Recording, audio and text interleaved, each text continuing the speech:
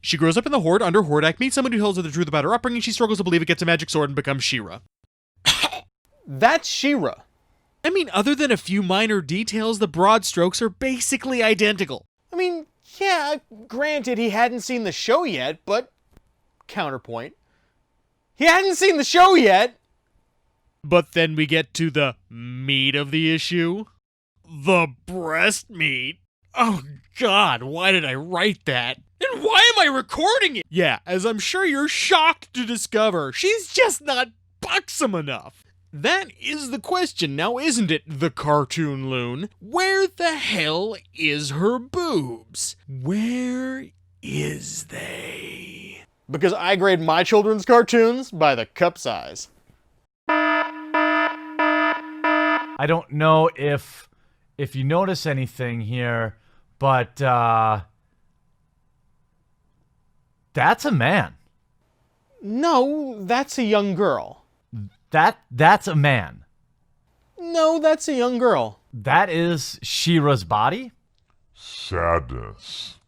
Look, it's not like dudes are out there trying to, jerk off to a cartoon. I'm gonna tell him. Don't you dare. I mean, for a guy who's supposedly not trying to jerk off to a cartoon, you seem awfully concerned with her proportions. This is a boy. It's an androgynous male lesbian character.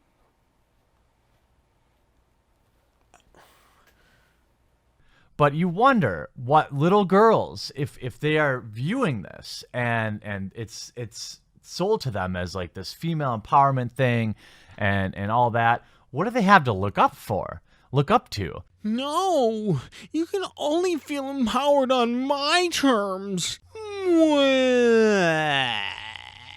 In some ways, I'm pretty progressive, and others, I guess you would consider me more traditional in that what happened to having powerful, strong, and beautiful? Why must they all be gross? Careful there, Tiger. Save some forward thinking for the rest of us. And shortly after, he goes on to rate the showrunner and then say this. I get it. Now, I'm not saying I think she's cute, but is it any surprise that a boyish-looking lesbian takes this and turns it into this? But Captain Charisma here clearly wasn't alone in his fight for true feminine justice. Dude, it's a comb. Do you need me to send you one? They got him on Amazon. And now allow me to introduce to you one angry gamer. Oh, he's gonna be my friend. He runs a not at all disturbing website that has posts like, Netflix openly admits to promoting the gay agenda. And the Eternals Faustos will be in a gay marriage and kiss a gay Muslim. Oh, you think that's a bad thing?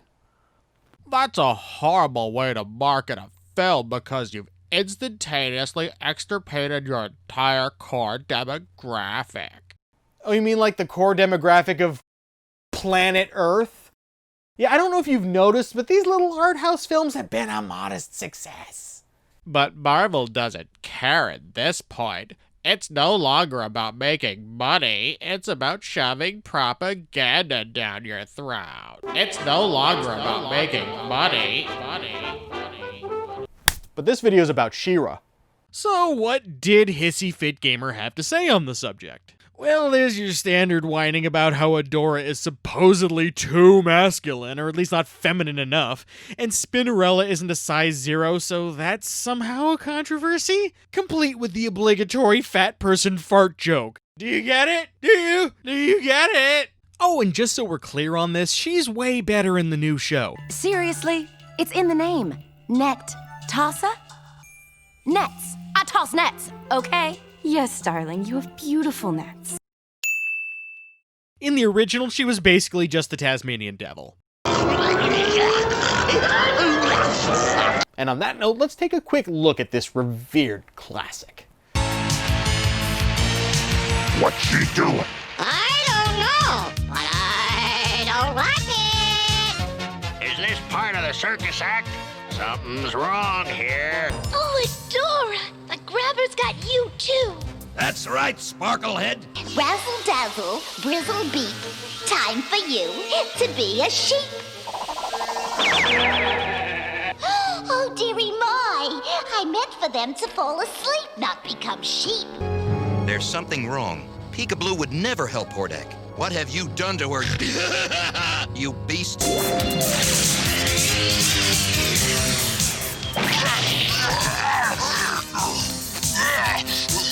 Sorry I can't stay, fellas. Just go ahead and continue your exercise without me. Sven, my locket is glowing. Adora must be in trouble. Let's go. Head north, full speed. No, not us. Them. Put me down. Well, roll me on the beach and call me Sandy. Untouchable treasure.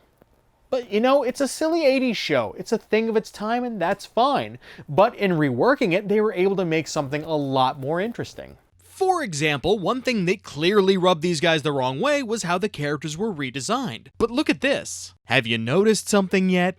Yeah, they all basically look identical, and this is likely so that they could reuse the toy molds when making the dolls and action figures, but now let's compare to the 2018 reboot and the much more diverse and interesting to look at cast of characters. They all come in different shapes and sizes.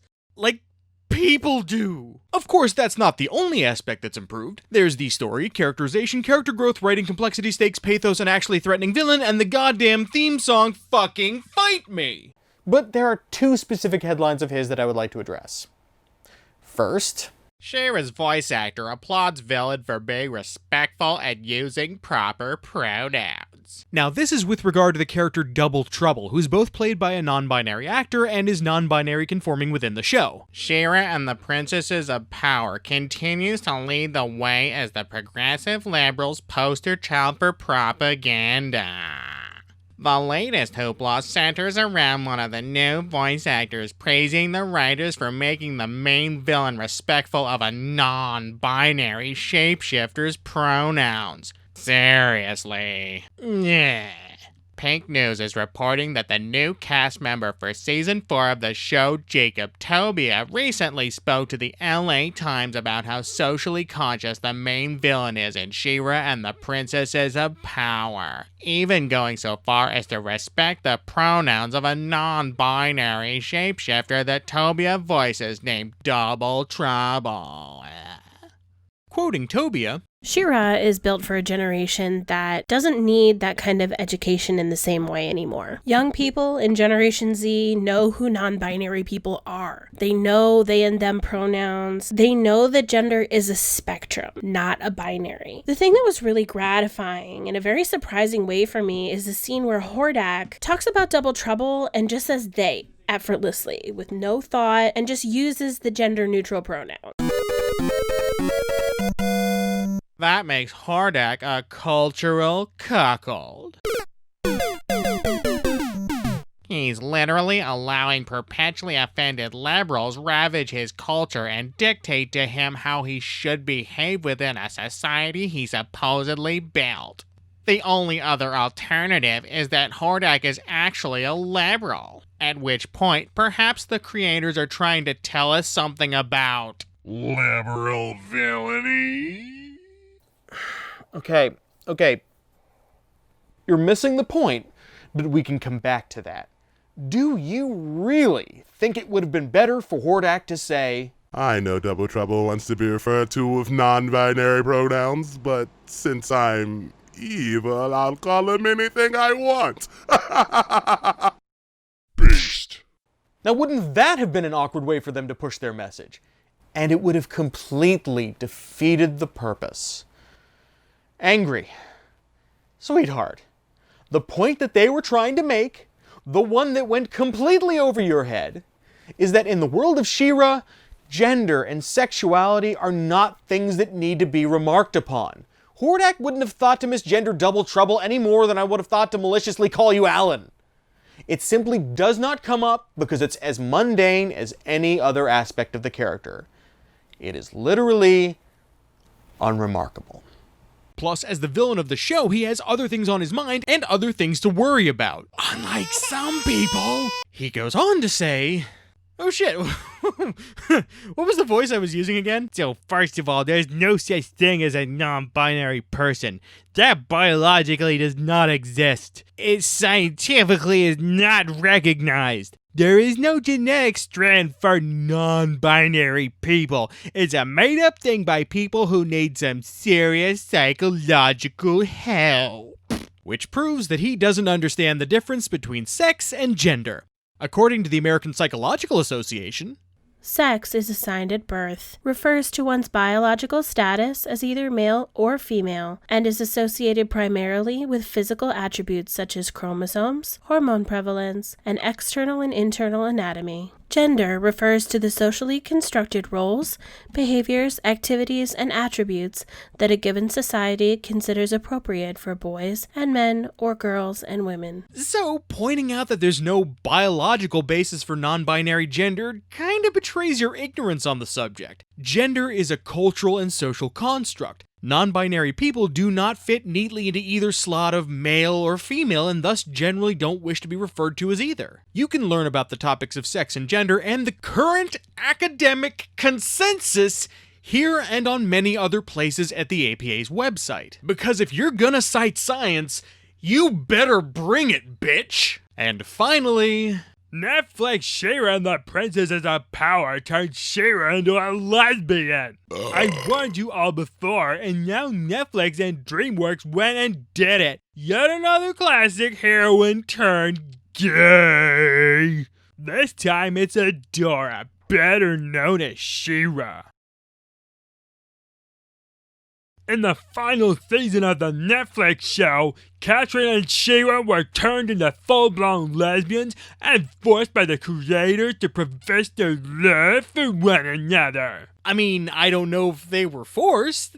They both seemed pretty into it. As well as share an intimate kiss in order to save the universe. The She-Ra you loved and grew up with is no more. She's dead and gone. No, dude, good news. She's right here. You can watch this. You can watch the show. Look, I found her. I found her.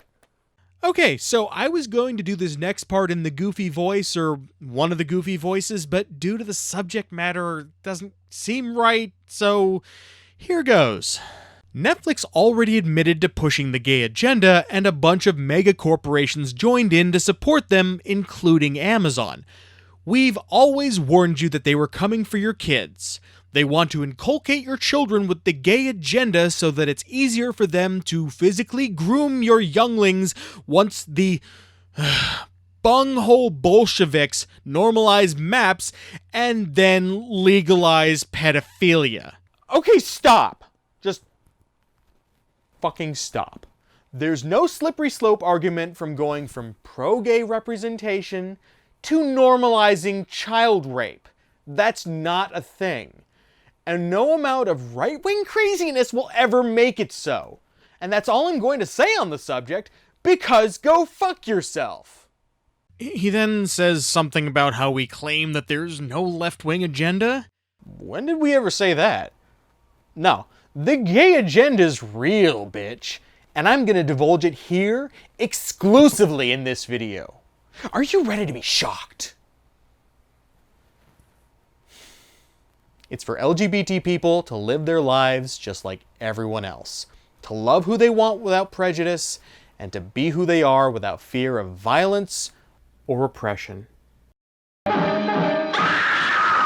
Sick, I know. Why am I even bringing this up? He's just one jackass who's spewing mindless hate on the internet. Well, the problem is, he's not alone in all of this. Like with any group whose privilege is challenged, they're getting scared. Real change is possible, and to achieve that for us and for future generations, proper and consistent representation matters.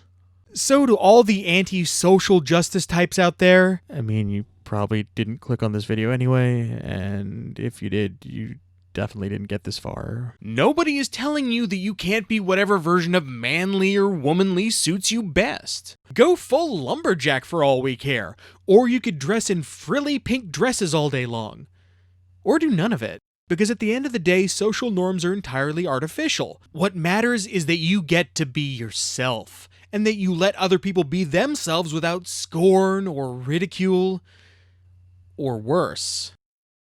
Nobody is trying to take your masculinity or femininity away from you, but you don't get to define masculinity, femininity, or anything in between for anyone else. And the same obviously goes for sexuality. For so long, straight people have had a complete monopoly on love stories. And those love stories aren't wrong. Nobody's trying to erase heterosexual love because it's a beautiful thing. But those being the de facto only examples creates the unconscious notion that being straight is the default and any other love is secondary or abnormal, that it's a deviation from what is standard. Now, I'm not saying that this was a conscious choice by the people who wrote these films, books, plays, etc., but conscious or not, that's the effect that it has on the popular culture and the youth that grow up within that culture. Straight kids learn that they're able to be themselves and love whoever they want, while LGBT or questioning youth may come away feeling that they're deviant or immoral. They may not even understand what it is to be gay or why they feel so different. But you don't have to take my word for it. My name is Noelle Stevenson. I am the executive producer and showrunner of She-Ra and the Princesses of Power. So actually growing up, I did not know any gay people, and I didn't actually really even know what a gay person was until much later in my life. It was really interesting because I didn't even know it was an option, because I didn't see it modeled in any way. I was protected from any media that would ever portray it in a positive way. I definitely knew that I felt different from the people around me, and I wasn't sure what that was. She-Ra was an incredibly important part of the journey for me, and so what I wanted to do with She-Ra was to sort of strip away the presumptions of who these characters would be, to strip away any presumption that they would be straight or heteronormative in any way, that these characters could be almost anything and it would fit in this world, that all of it was accepted. And seeing not just the characters flourish in that, but the crew as well, and see themselves through the eyes of those characters and see themselves in those characters' footsteps, that was an incredibly powerful experience. And that was when I started to be able to put into words my own orientation and my own gender expression. It was a very powerful experience, and it did seem to be very tied together. And while there's a time and a place to actively discuss marginalization, sometimes you just need to show that people like this exist and that it's just as normal as anything else. Because in the world of this show, Double Trouble is just non-binary, and Catra simply has always loved Adora, and Adora loves her. They fell for each other, and that's wonderful. I mean, except when she's trying to kill her for most of the show, but the best love stories are often complicated. Who doesn't love a little conflict, huh? And for a kid's show to be able to pull that sort of representation so effortlessly and so flawlessly is one of the things that makes this show important. So to anyone who takes issue with anything that I've said here, we're not going anywhere no matter how uncomfortable that makes you. So you better get used to it or get ready to be really angry. Thank you so much for watching, and remember, cartoons are awesome, especially when they're really gay.